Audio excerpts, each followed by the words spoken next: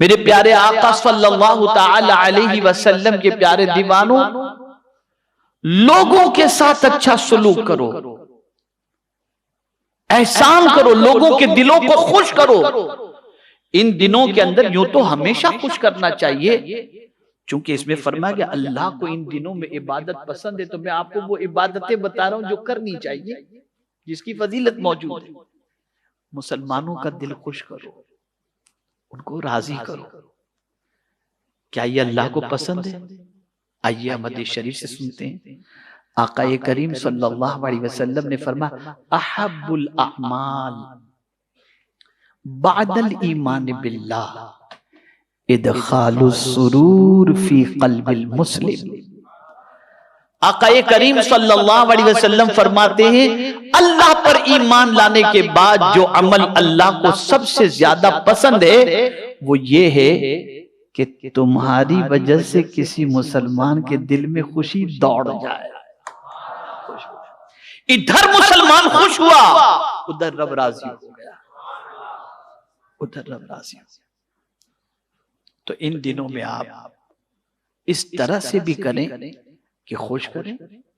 और इसका एक कॉन्सेप्ट है कि आप कुर्बानी करें तो खुद ही गोश्त ना खाएं, बांटो गरीबों को ताकि वो भी खुश हो जाए। है ये कॉन्सेप्ट है इसके अंदर।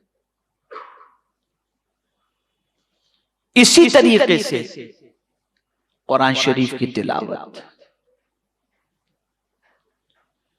ये भी इतनी अजीम चीज है कि मेरे प्यारे आका सल्लल्लाहु ताला अलैहि वसल्लम के प्यारे दीवानों में वो हदीस आपकी समाअतों के हवाले करने जा रहा हूं कि अगर इस हदीस मुबारका को मुसलमान सही तौर पर दिलो दिमाग के अंदर महफूज कर ले तो मैं समझता हूं उसकी तकरीबन परेशानियां दूर हो जाएंगी। आज लोग मुरीद होते हैं, पीर साहब का दामन पकड़ लेते हैं।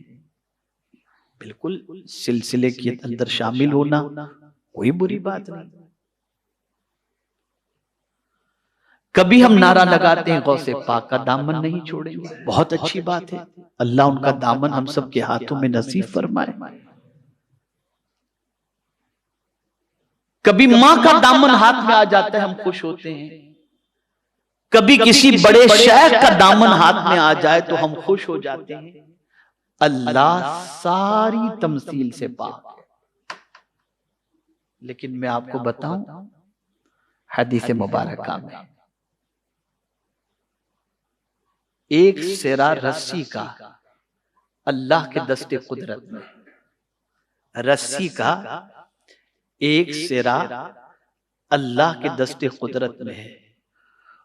अब एक सिरा अल्लाह के दस्ते कुदरत में है तो दूसरा लटक रहा है ना। जब कोई बंदा कुरान पढ़ता है तो वो हाथ में उसके आ जाता है। गोया कुरान पढ़ने वाला अल्लाह अज़्ज़ व जल्ल की शान के मुताबिक जो है अल्लाह अज़्ज़ व जल्ल की का दामन रहमत उस बंदे के हाथ में आ जाता है। ये है कुरान। खुदा के बंदो ये दामन भी तो पकड़ो, पढ़ो कुरान शरीफ, पढ़ो पढ़ो कुरान शरीफ। मेरे प्यारे आका सल्लल्लाहु ताला अलैहि वसल्लम के प्यारे दीवानों, टारगेट बना लो कि ये 10 दिनों रात के अंदर हम एक कुरान शरीफ खत्म करेंगे इंशाअल्लाह। कोई मुश्किल नहीं, कोई मुश्किल नहीं। अभी एक सफर में इंग्लैंड के कारी साहब के साथ हम लोग थे, हम और कारी साहब। मेरा ख्याल है शायद इंग्लैंड ही के सफर में, एक और सफर भी इससे पहले हमारा हिंदुस्तान का हुआ था, लेकिन इंग्लैंड के सफर में ऐसी कोई बात चल रही थी किसी मौजू पर। तो एक जुमला मैंने कहा, होता यह है कि फॉरेन के अंदर तन्हाई ज्यादा है। बाहर के मुल्कों में आदमी सोचता है बहुत बहुत मजे, लेकिन वहां आदमी को तन्हाई मार डालती है। किसी के पास किसी के लिए टाइम नहीं। मैनचेस्टर याद आ गया, अल्लामा साहब के घर के बाहर, किसी के पास किसी के लिए टाइम है, ये इधर जॉब पर, ये इधर बिजी, अजीब जिंदगी है वहां की। कोई किसी से बात करने वाला जल्दी से मिलता नहीं, सब अपने अपने में मगन है। तो मैंने एक जुमला कारी साहब से कहा था, खुदा की कसम मैं आपको क्या बताऊं कि जुमला तो अल्लाह ने कहलवा दिया, लेकिन जब खुद मैं इस पर गौर किया तो मुझे तकरीबन प्रॉब्लम का सॉल्यूशन उसमें भी नजर आ गया। आज मेरे नौजवान बच्चों, मेरे भाइयों, रात जब आपके अकेलेपन की होती है, आप अकेले होते हैं तो क्या करते हैं? कोई व्हाट्सएप पे चिटका हुआ है, कोई नींद नहीं आ रही, यूट्यूब पे देख रहा है, ये घुमा रहा है, वो घुमा रहा है, 2 घंटे 3 घंटे, फिर करवट मारा, फिर उठा, जैसे तैसे। कोई बात करने वाला नहीं, मेरा दोस्त सो गया होगा, किसको फोन करूं, किससे बात करूं, ये पोजीशन। तो मैंने कारी साहब को एक जुमला पेश किया और कारी साहब को इतना पसंद आया कि स्टेटस पे रख दिया उन्होंने वो जुमला। गौर से सुनना, गौर से सुनना। जुमला ये है, जब तुम्हारी कोई बात सुनने वाला न हो तो अल्लाह से बात कर लिया करो, तो अल्लाह से बात कर लिया। खोलो कुरान, पढ़ने लग जाओ, वो तुमको क्या कह रहा है तर्जमे में पता चल जाएगा, और तुम उसको क्या कह रहे हो वो खुद जानता है। से बात कर रहे। और अल्लाह वाले अपनी तन्हाई को इसी से मिटाते थे, और आज का नौजवान पिक्चर देखकर मिटा रहा है, यूट्यूब पे मस्त होकर तन्हाई मिटा रहा है।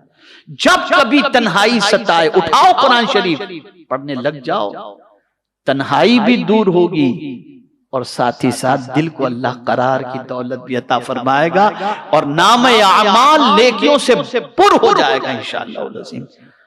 तो ये 4 चीजें मैंने बताई। माहे अशरे दिलहिज्जा में तौबा करें, इस्तिगफार करें। अशरे दिलहिज्जा में अल्लाह का जिक्र करें, सुबहानल्लाहि व बिहम्दिही सुबहानल्लाहिल अज़ीम व बिहम्दिही अस्तगफिरुल्लाह, ये पढ़ें। ला इलाहा इल्लल्लाह का जिक्र करें, मुहम्मदुर रसूलुल्लाह सल्लल्लाहु अलैहि वसल्लम इसका जिक्र करें, दुरूद शरीफ की कसरत करें, तिलावत कुरान मुकद्दस करें, गरीबों मिस्कीनों का ख्याल करें, ये सारी चीजें करें। ये जब आम दिनों में करते हैं तो सवाब तो मिलेगा ही, लेकिन इन दिनों में ये सारा काम करना अल्लाह को बहुत पसंद है, इसलिए कि सारा काम इबादत में शामिल है। तो मेरे प्यारे आका सल्लल्लाहु तआला अलैहि वसल्लम के प्यारे दीवानों, ये चंद बातें थी जो मुझे आपकी समाअतों के हवाले करनी थी। और अशरे दिलहिज्जा की आमद से पहले मैंने सोचा कि ये कुछ बातें आपको मैं अर्ज कर दूं। आप में से कोई भी अमल करेगा तो हो सकता है कि आप में के किसी के अमल की बुनियाद पर अल्लाह अज़्ज़ व जल हम सब की भी बख्शिश फरमा दे। आप पाबंदी से आए और इन 10 रातों को जिंदा करें, अल्लाह आपके दिलों को जिंदा फरमा देगा। और इन 10 दिनों में इस्तिताअत अल्लाह दे, हिम्मत दे, ताकत दे, कमजोरी न हो, दूसरे फराइज के अंदर कोताही न हो, तो आप रोजा रखने की भी कोशिश करें। और अगर 9 दिन के रोजे नहीं रख सकते, 8 दिन के रोजे नहीं रख सकते, तो यौम अरफा का रोजा यानी 90 का रोजा जरूर रखने की कोशिश करें।